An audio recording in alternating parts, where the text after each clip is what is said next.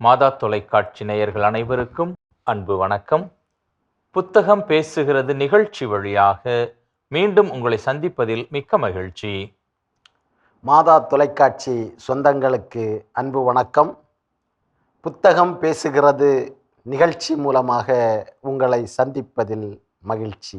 அன்பு நேயர்களே, இன்று நம்மோடு அரங்கில் இணைந்திருப்பவர் மாதா தொலைக்காட்சிக்கு ஏற்கனவே நன்கு அறிமுகமான குறும்பனை சி. பெர்லின் அவர்கள்.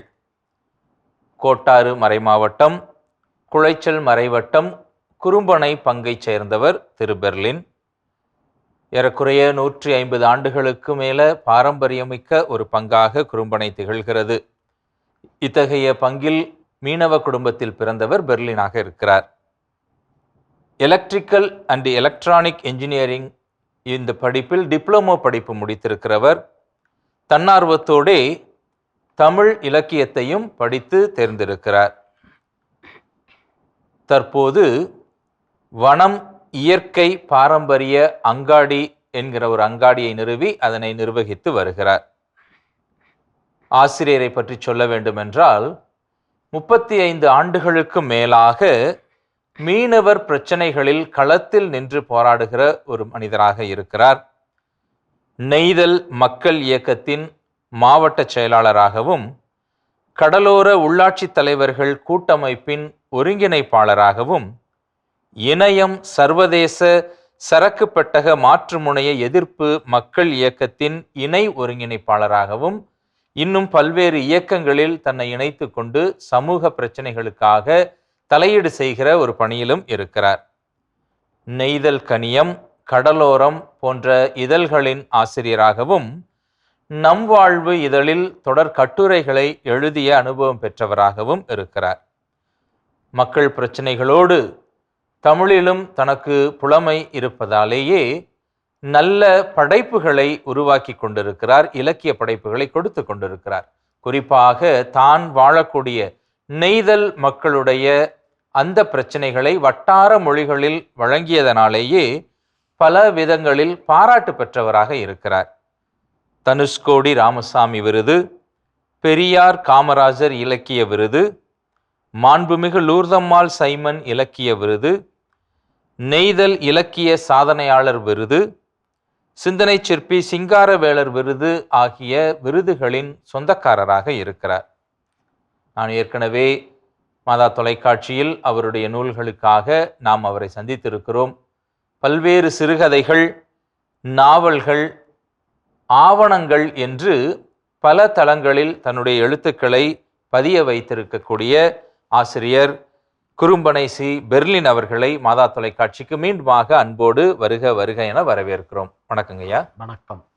இன்று நாம் பார்க்க போகிற புத்தகம் குறும்பனை சி. பெர்லின் அவர்களது கடல் தண்ணி கரிக்குது என்கிற புத்தகம். இதனை நியூ செஞ்சுரி புக் ஹவுஸ் நிறுவனத்தார் வெளியிட்டிருக்கிறார்கள்.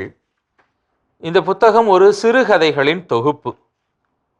ஏறக்குறைய 12 சிறுகதைகள் இந்த புத்தகத்தில் இடம்பெறுகின்றன.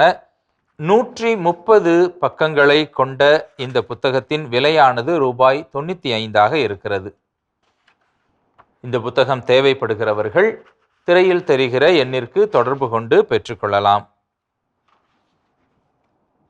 இந்த புத்தகத்தின் பதிப்பகத்தார் இதை பற்றி சொல்லுகிற பொழுது அழகான ஒரு சில வரிகளை குறிப்பிட்டிருக்கிறார்கள்.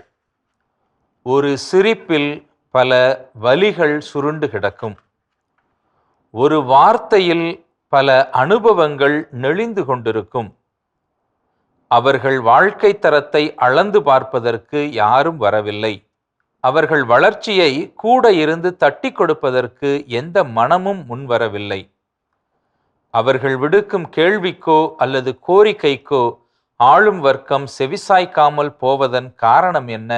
இவ்வாறாக நெய்தல் வாழ் மக்கள் பிரச்சனைகளை வலியும் வேதனையும் கலந்த சிரிப்பாகவும் கொடுத்திருக்கிறது என்பதாக இந்த புத்தகத்தை குறித்து பதிப்பகத்தார் பாராட்டியிருக்கிறார்கள். 12 கதைகளும் வெறும் கதைகளாக மட்டுமல்ல, அது வாழ்க்கை பிரச்சனைகளை நமக்கு எடுத்து சொல்லக்கூடிய கருத்துகளாகவும் அமைகின்றன என்று சொன்னால் அது மிகையல்ல. வாருங்கள் நேயர்களே, நேரடியாக நாம் நிகழ்ச்சிக்குள்ளாக செல்வோம்.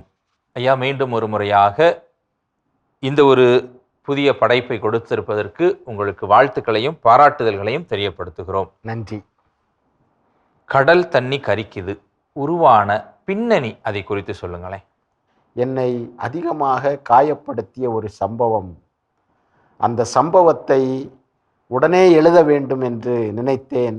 அந்த கதையோடு மேலும் 11 கதைகளை சேர்த்து கடல் தண்ணி கரிக்குது என்ற இந்த நூலை கொண்டு வந்திருக்கிறேன்.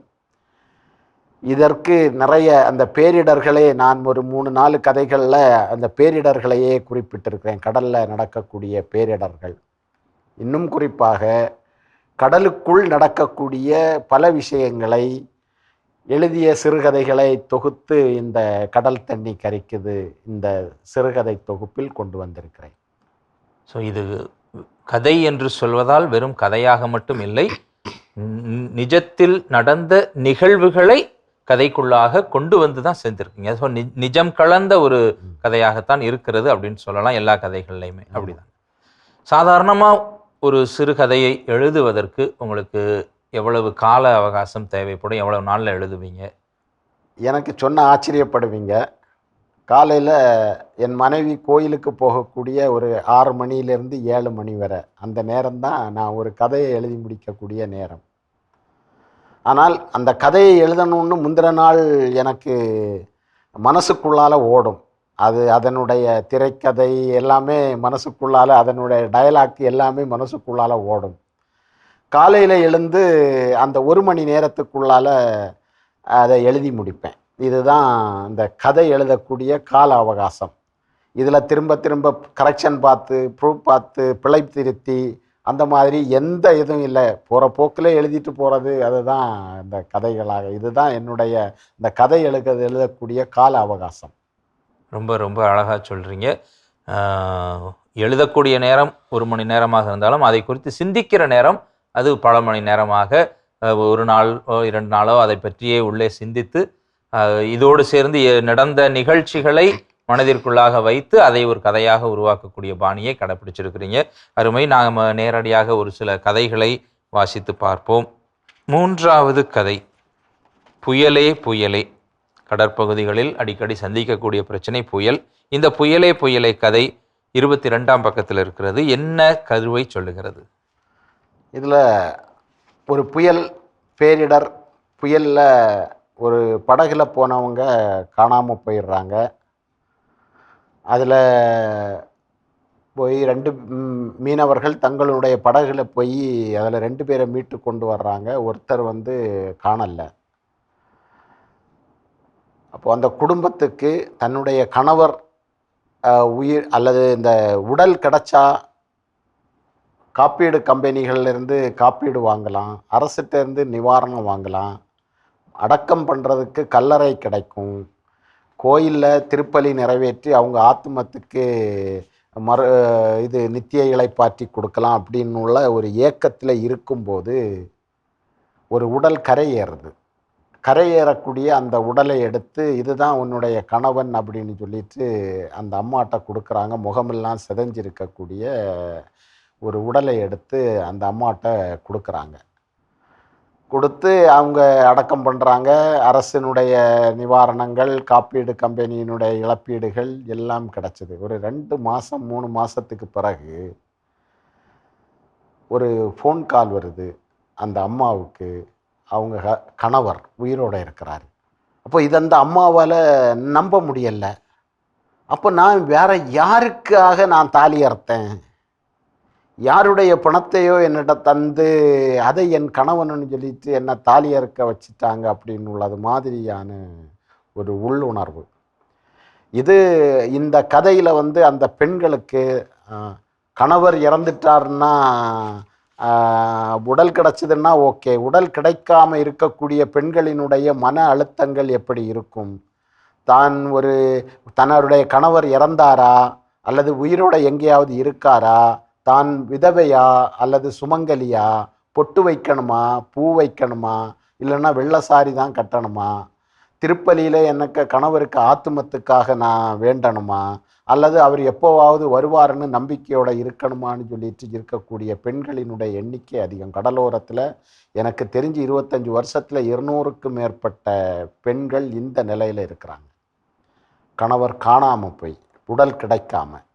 இப்போது அந்த விஷயத்தை பதிவு பண்ணணும். அதுக்கு அதே நேரத்தில் இந்த தன்னுடைய கணவர் என்று தன்னிடம் கொடுக்கப்பட்ட அந்த கல்லறை இருக்கக்கூடிய ஆள் வேற யாருடைய கணவர் அப்படின்னு உள்ள ஒரு விஷயத்தை அதில் முன்வச்சு, அது இன்னொரு பகுதியில் அந்த பொம்பளை இதை தான் நினச்சிட்டு இருக்கிறாங்க, தன்னுடைய கணவர் இருக்காரா இல்லையான்னு. ஆனால் அவங்களுக்கான நிவாரணங்கள் கிடைக்கல அப்படின்னு உள்ள அந்த உளவியல் சிக்கல்களை வைக்கிறதுக்கான அந்த இது என்ன பாதித்தது, அதில் 3 மாதத்துக்கு பிறகு இது இவளுக கணவர் இல்லை, அது அவளுக கணவராக்கும், மாறி பணத்தை கொடுத்துட்டாங்க அப்படின்னு சொல்லக்கூடிய அந்த நிலைக்கு கொண்டு தள்ளி இருக்கக்கூடிய சூழல். இதை எழுதுறதுக்காகத்தான் அந்த கதையை நான் எழுதினேன். புயலே புயலே. ரொம்ப அருமையாக சொல்லியிருக்கிறீங்க. நாம் இன்னொரு கதைக்கும் போவோம். மெனக்கெடு 5வது கதையாக 44ஆம் பக்கத்தில் இருக்கிறது. இது கத்தோலிக்க மக்களுக்கு இருக்கக்கூடிய ஒரு நெருக்கடி. ஞாயிற்றுக்கிழமையும் கடன் திருநாட்களிலும் தொழிலுக்கு போகக்கூடாது, மீன் பிடிக்க. நமக்கு முழுப்பூசை காண்கிறதுன்னு உள்ளது ஒரு கட்டளையாக இருந்தாலும் கடல் மீனவர்கள் மீன் பிடிக்க போகக்கூடாது அப்படின்னு உள்ள ஒரு ஒழுங்கு, ஒரு நடைமுறை இருக்குது. ஞாயிற்றுக்கிழமை திருவிழா நேரங்களில், இப்போ ஞாயிறு, ஈஸ்டரு, கிறிஸ்மஸ்ஸு, இது மாதிரியான புனித வெள்ளி, இது மாதிரியான நேரங்கள், அதுவும் ஊர் பாதுகாவலர் திருவிழா, இந்த நேரங்களில் மீன் பிடிக்க கடலுக்கு போகக்கூடாது. தப்பி தவறி அப்படி யாராவது மெனக்கெடு நேரத்தில், அதைத்தான் மெனக்கெடுன்னு சொல்கிறது, தப்பி தவறி மீன் பிடிக்க போயிட்டாங்கன்னா அவங்கள ஊர்லேருந்து விலக்கி வைக்கிறது, திருச்சபையிலேருந்து விலக்கி வைக்கிறது, அவங்களுக்கான அன்னந்தண்ணி எதுவுமே கொடுக்கக்கூடாது அப்படின்னு உள்ள மாதிரியான ஒரு நிலையை வைக்கிறது. இது கத்தோலிக்க பாரம்பரியமாகவே கத்தோலிக்க மக்கள் மத்தியில் இருக்கக்கூடிய ஒரு நிகழ்வு. கடலுக்குள்ளால் மீன் அப்பப்போ நமக்கு ஏச்சங்காட்டும். நான் வந்திருக்கிறேன், நீ என்ன பிடிச்சி கொண்டு போ அப்படின்னு சொல்லிட்டு, அதை நாங்கள் கடற்கரையில் என்ன சொல்லுவோம்னா, மீன் அந்த மண்டல் வருது, மீன் கருவாப்பு வருது அப்படின்னு அந்த மீன், அது வேளா மீன், சூறை மீன், ஐல மீன், இது எல்லாமே கடலுக்குள்ளால் கடந்து துள்ளும் பக்கத்திலே, கரையிலேயே. அப்போது அந்த நேரங்களில் கரையிலிருந்து இது 1 கிலோமீட்டர் 2 கிலோமீட்டர் தூரத்துக்கு மடியை போட்டு 2 பக்கமும் கரையிலிருந்து இருக்கக்கூடிய கரைமடி, அந்த கரைமடி தொழில் செய்யக்கூடிய மக்கள் அப்போ உடனே எடுத்துகிட்டு போய் மடியை எடுத்து சுற்றி வளைச்சி அந்த மீனை எல்லாம் பிடிச்சி கொண்டு வருவாங்க. ஒரு நாள் ஞாயிற்றுக்கிழமை கடன் திருப்பலி நடந்துக்கிட்டு இருக்கு. பூசை பார்த்துட்டு இருக்கக்கூடியவங்களுக்கு கோயில் அது கடலுக்கு பக்கத்தில் தான் இருக்கும். மேக்சிமம் இந்த கடற்கரை மக்களினுடைய ஆலயங்கள் கடலை பார்த்து தான் இருக்கும். நிறைய கோயில்கள் அதுவும் கடலுக்கு பக்கத்திலே இருக்கும். அப்போது பூசை பார்த்துட்டு நிற்கிறதுல நிறைய பக்தர்கள் வெளியில் நிற்பாங்க. கோயிலில் இடம் இருந்தாலும் வெளியில் நிற்பாங்க. அந்த வெளியில் நிற்கக்கூடிய பக்தர்களுக்கு கண்ணில் அந்த மீன் கருவாப்பு, மீன் மண்டல், அந்த இது வர்றது தெரியுது. ஒரு வாரமாக தொழில் செஞ்சு ஒரு மச்சமும் பிடிக்கல, இப்போ நம்ம கண்ணு முன்ன மெனக்கெடு நேரத்தில் மீன் துள்ளுது, இதை பிடிச்சாம விட்டா எப்படின்னு சொல்லிட்டு மீன் பிடிக்க போன அந்த மக்களை ஊரை விட்டு விலக்கி வச்சது. அதுக்கு எதிராக கிளம்புன ஒரு கலவரத்தில் சாமியார் கோயிலையும் பூட்டிட்டு ஆயர் இல்லத்துக்கு மெட்ராசனத்தில் போனது, இது எல்லா விஷயங்களையும் அந்த கதையில் பதிவு செய்யப்பட்டிருக்கு. ஆனால் சாமியார் பிரசங்கம் சொல்லும்போது மனிதர்களுக்காகத்தான் ஓய்வு நாளை தவிர ஓய்வு நாளுக்காக மனிதர் அல்லன்னு சொல்லிட்டு பேசுவாங்க. ஆனால் இங்கே ஓய்வு நாளில் நமக்கு இப்படி மீன் பிடிக்க போனால், உங்களுடைய ஆடு கிணத்துல விழுந்துருச்சுன்னா நீங்கள் ஓய்வு நாளன்னு சொல்லிட்டு எடுக்காமல் இருப்பீங்களா? உங்களுடைய கட்டுமரத்தை கடல் இழுத்துட்டு போச்சுன்னா ஓய்வு நாள்னு அதை பிடிக்காமல் இருப்பீங்களா? இப்படியெல்லாம் பிரசங்கம் சொல்லக்கூடிய ஒரு பங்குத்தந்தை இந்த மக்கள் ஓய்வு நாளில் மீன் பிடிச்ச போயிட்டாங்கிறதுக்காக அவங்கள ஊரை விட்டு விலக்கி வச்சுட்டு கோயிலை பூட்டிட்டு போகிறது, அந்த காரியத்தை, அது முன்னாடி நடந்த ஒரு நிகழ்வு, அதை தான் அந்த மெனக்கெடு கதையில் சொல்லியிருப்பேன். மெனக்கெடு அப்படின்னா அதனுடைய பொருள் என்ன? ஓய்வு நாள். ஓய்வு நாள். ஓய்வு நாள் தான் மெனக்கெடு. ஏன்னா இந்த பக்கத்தில் வந்து மெனக்கெடுங்கிற வார்த்தையை வந்து வேற பொருளையும் பயன்படுத்துவாங்க. ஒரு ஒரு விஷயத்துக்காக முயற்சி பண்ணி அதுக்காக ஸ்பெஷல் கேர் எடுத்து பண்றதா மெனக்கெடுத்தல். மெனக்கெடுனா இன்னும் கொஞ்சம் எஃபர்ட் போட்டு செய்யறது, மெனக்கெடுத்து வந்திருக்கிறான் அப்படிங்கிற மாதிரி சொல்லுவாங்க. ஆனா இந்த கடல் பகுதியை பொறுத்தளவுக்கு மெனக்கெடு நாள்னா அது வந்து ஓய்வு நாளாக. மெனக்கட்டான்னா எந்த வேலையும் செய்யாதவன் மெனக்கட்டான் அப்படின்னு. ஆமா, அங்க எங்க பகுதிகள்ல ரொம்ப அழகா சொல்லி இருக்கிறீங்க. நம்ம இன்னொரு கதை, முடுதம்பாய். அது வாசிக்கும் பொழுதுதான் கொஞ்சம் ஷாக்கிங்காகவும் இருந்தது. நமது பகுதிகளில் இப்படி ஒரு பழக்கங்களும் இருந்திருக்கிறதா? ஜமீன் பரம்பரைகள் அந்த மாதிரி பகுதிகளில் இது இருந்திருக்குன்னு கேள்விப்பட்டிருக்கிறேன். ஆனால் ஒரு ஊர் தலைவராக கத்தோலிக்க கிராமங்களில் இருந்தவரும் இது போன்ற ஒரு பிரச்சனைன்னு, அந்த முடுதம்பாய் கதை குறித்து சொல்லுங்களேன்.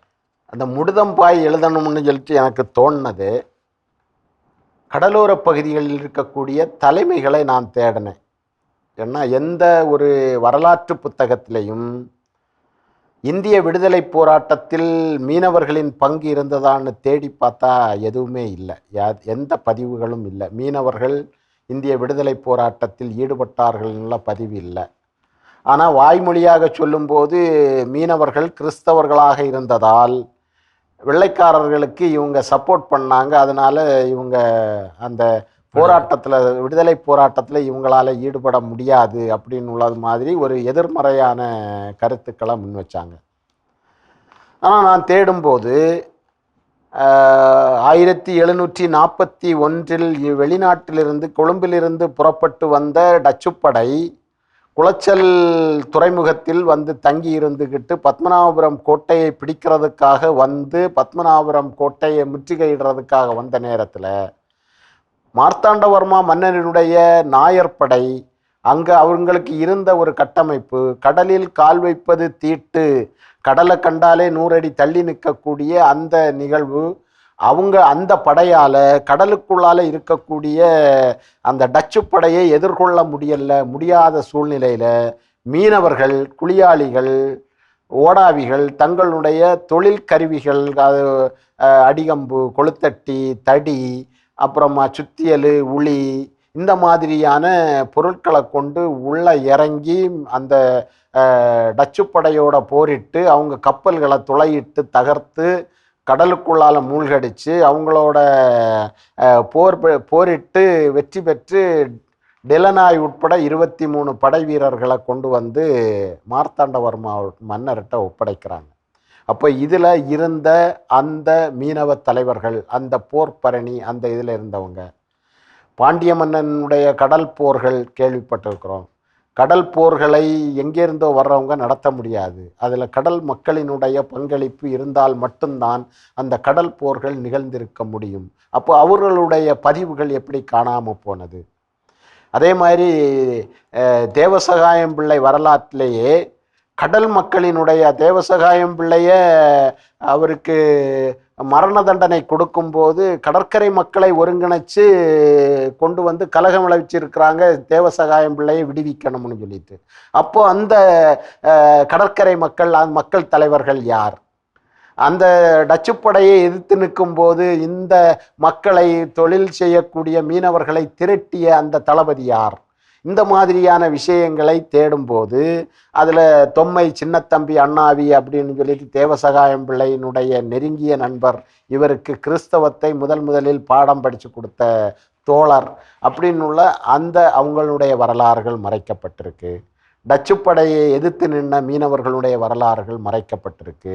இங்கே இருக்கக்கூடிய சுதந்திர போராட்டத்தில் ஈடுபட்டவர்களுடைய வரலாறுகள் மறைக்கப்பட்டிருக்கு. இன்னைக்கு பார்க்கும்போது சுபாஷ் சந்திர போஸினுடைய அந்த படையில் இருந்த பிள்ளையார் என்கிற அருள் பிரகாசம் பொலிக்கரையை சேர்ந்தவர், அந்த அந்தமான் சிறையில் அடைச்ச பிறகு அவர் அந்த சிறையை உடைச்சிட்டு எப்படி 100 கைதிகளோட வெளியில் வர்றாரு, இப்படிப்பட்ட வீர வரலாறுகள் அதில் இருந்த அந்த பிள்ளையார் என்ற அருள் பிரகாசம், இவங்களுடைய வரலாறுகள் எந்த இதிலுமே பதிவு செய்யப்படலை. அப்போது இது நம்முடைய நகைச்சுவை நடிகர் சந்திரபாபுவினுடைய அப்பாவும் அவர் ரோட்ரிக்ஸ் அவரும் அவருடைய மனைவியும் அந்த சுதந்திர போராட்டத்தில் ஈடுபடுத்தப்பட்டதற்காக நாடு கடத்தப்பட்டது. இப்படிப்பட்ட வரலாறுகளை தேடும் போது தான் இந்த முடுதம் அப்படின்னு உள்ள ஒரு கேரக்டர்.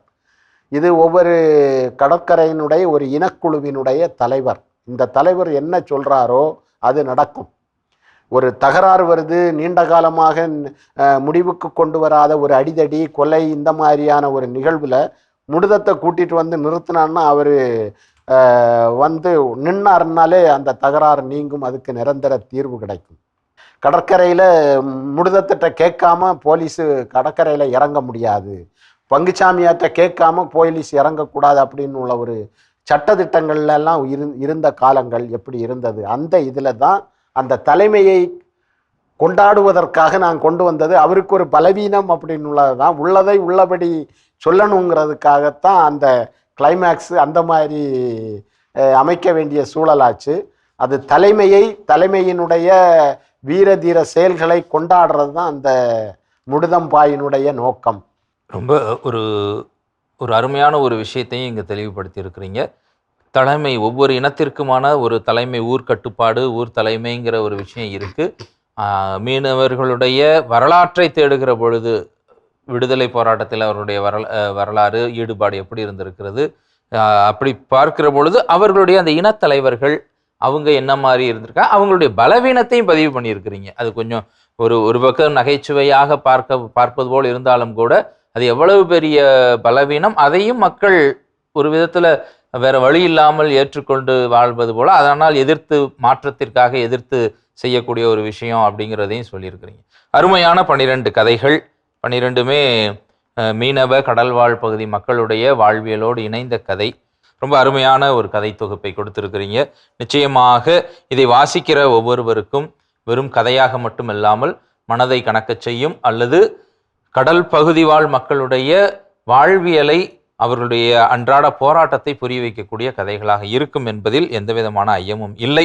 நிச்சயமாக இந்த ஒரு அருமையான சிறுகதை தொகுப்பை கொடுத்த உங்களுக்கு மாதா தொலைக்காட்சி சார்பாக வாழ்த்துக்களையும் பாராட்டுதல்களையும் நன்றிகளையும் தெரியப்படுத்துகிறோம். வாழ்த்துக்கள். அன்பு நேயர்களே, நம் மத்தியில் இன்னும் பல புதிய எழுத்தாளர்கள் இருக்கிறார்கள். அவர்களை எங்களுக்கு அறிமுகம் செய்யுங்கள். அவர்களுடைய எழுத்துக்களை உலகறிய செய்ய காத்திருக்கிறோம்.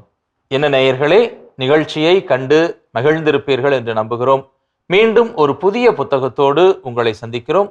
அதுவரை உங்களிடமிருந்து விடைபெறுகிறோம். நன்றி, வணக்கம்.